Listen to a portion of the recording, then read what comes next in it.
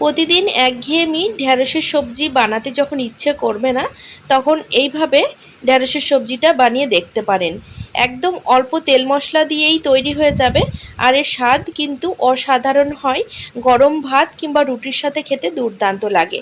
তো ভিডিওটি কোথাও স্কিপ না করে পুরোটি দেখুন, আশা করছি রেসিপিটি ভীষণ ভালো লাগবে। তো ঢ্যাঁড়সের এই রেসিপিটি বানিয়ে নেব, তার জন্য ঢ্যাঁড়সগুলোকে প্রথমে জল দিয়ে খুব ভালো করে ধুয়ে নিয়েছি। এবার ঢ্যাঁড়সগুলোকে কেটে নিচ্ছি। একটু বড় সাইজের ঢ্যাঁড়সগুলোকে দুই ভাগ করে নিচ্ছি, আর ছোট সাইজের ঢ্যাঁড়সগুলোকে আমি গোটায় রেখে দিয়েছি। এই রেসিপিটি বানানোর জন্য বড় বড় টুকরো করে ঢ্যাঁড়সগুলো কেটে নিয়েছি, যাতে দেখতে সুন্দর লাগে। তো কেটে নেওয়ার পর আমি কিন্তু আর ধোবো না। তো এখানে সব ঢ্যাঁড়সগুলো আমি কেটে নিয়েছি, আর দেখতে পাচ্ছেন একটু বড় বড় টুকরো করে কেটে নিয়েছি। এখন আমি রান্নাটি শুরু করব, তার জন্য ওভেনের ওপর কড়াইটা বসিয়ে দিয়েছি। এবার কড়াই 2 টেবিল চামচ মতো সর্ষের তেল দিয়ে দিচ্ছি। রান্নাটি আমি সর্ষের তেলেই করব, কারণ সর্ষের তেলে করলে রান্নার স্বাদ কিন্তু ভীষণ ভালো হয়। তো তেল খুব ভালো মতো গরম হয়ে গেছে। এখন এই তেলের মধ্যে কেটে রাখা ঢ্যাঁড়সগুলো দিয়ে দিচ্ছি। হাই হিটে প্রায় 2 থেকে 3 মিনিট ঢ্যাঁড়সগুলোকে ভেজে নেব। এতে করে কড়াইয়ে কিন্তু একটুও লেগে যাওয়ার ভয় থাকবে না। তো বন্ধুরা, ঢ্যাঁড়স রান্না করার সময় বা ভাজার সময় কড়াই কিন্তু লেগে যায়, সেক্ষেত্রে রান্নাটা কিন্তু একদম ভালো হয় না। তো হাই হিটে এইভাবে ভেজে নেবেন, দেখবেন ঢ্যাঁড়সগুলো কিন্তু একটুও কড়ার নিচে লেগে যাবে না। তো এখানে প্রায় 2 মিনিট হয়ে গেছে, ঢ্যাঁড়সের গায়ে কালার ধরতে শুরু করে দিয়েছে। এখন আমি ঢ্যাঁড়সগুলোকে একটি পাত্রে নামিয়ে নেব। তো বন্ধুরা, আজকের ভিডিওটি ভালো লাগলে অবশ্যই একটি লাইক করে দেওয়ার অনুরোধ রইল, কারণ আপনাদের একটি লাইক আমার কাছে অনেক বেশি মূল্যবান। এবার এই কড়াইয়েই আবারও 2 টেবিল চামচ মতো সরষের তেল দিয়ে দিচ্ছি। তেল গরম হয়ে গেছে। এখন এর মধ্যে আমি হাফ চামচ 5 ফোড়ন দিয়ে দিচ্ছি, আর একটি শুকনো লঙ্কা 2 ভাগ করে দিয়ে দিলাম। তো ফোড়নটা 30 থেকে 40 সেকেন্ড মতো খুব ভালো করে ভেজে নিলাম। ফোড়ন ভাজার খুব সুন্দর একটি গন্ধ বেরিয়েছে। এখন আমি এর মধ্যে আলু দিয়ে দিচ্ছি। একটি মিডিয়াম সাইজের আলু পাতলা পাতলা স্লাইস করে কেটে নিয়েছিলাম, যাতে রান্না করতে ভীষণ অল্প সময় লাগে।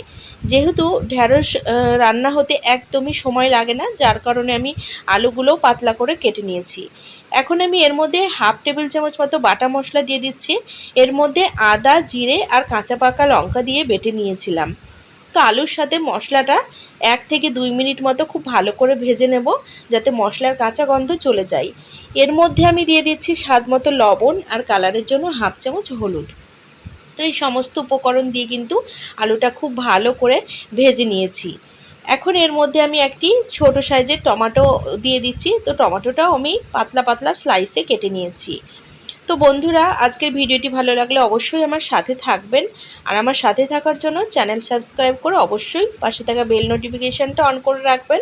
তাহলে পরবর্তী ভিডিওর নোটিফিকেশানগুলো সবার আগে আপনারা পেয়ে যাবেন, আর ভিডিওগুলো সবার আগে দেখতে পাবেন। তো আলু খুব ভালো করে কষিয়ে নিয়েছিলাম। এখন এর মধ্যে ভেজে রাখা ঢ্যাঁড়সগুলো দিয়ে দিচ্ছি। এবার সমস্ত উপকরণ আবারও 2 মিনিট খুব ভালো করে হাই হিটে নাড়াচাড়া করে নিলাম। তো এগুলো কিন্তু প্রায় 80% সেদ্ধ হয়ে গেছে, আর কিন্তু সেদ্ধ হতে বেশি সময় লাগবে না, যার জন্য আমি এর মধ্যে 1 গ্লাসের থেকেও কম জল দিয়ে দিচ্ছি। তো তরকারিটা খুব ভালো করে মিশিয়ে দিলাম। এখানে ঝোলটা খুব ভালো মতো ফুটতে শুরু করেছে। এখন ঢাকা লাগিয়ে মিডিয়াম হিটে 3 মিনিট হতে দেব, তাহলেই সমস্ত উপকরণ খুব ভালো মতো সেদ্ধ হয়ে যাবে। তো প্রায় 3 মিনিট পর আমি ঢাকাটা তুলে নিচ্ছি। ঝোলটা দেখতে পাচ্ছেন অনেকটা কমে গেছে, আর এখানে আলু খুব ভালো মতো সেদ্ধ হয়ে গেছে, আর ঢ্যাঁড়সগুলো একদম নরম হয়ে গেছে। এখন আমি এর মধ্যে অল্প একটুখানি চিনি দিয়ে দিচ্ছি। এতে স্বাদের মাত্রাটা কিন্তু খুব ভালো মতো ব্যালেন্স হবে, আর তরকারিটা খেতে বেশ সুস্বাদু লাগবে। এখন আমি ওপর থেকে হাফ চামচ মতো গরম মশলা গুঁড়ো ছড়িয়ে দিলাম। এবার তরকারিটা খুব ভালো করে নাড়াচাড়া করে নিচ্ছি। এখন আমি এটিকে নামিয়ে নেব। এরকম ঢ্যাঁড়সের সবজি একদিন হলেও বাড়িতে বানিয়ে খেয়ে দেখবেন, গরম ভাতের সাথে খেতে অসাধারণ লাগে।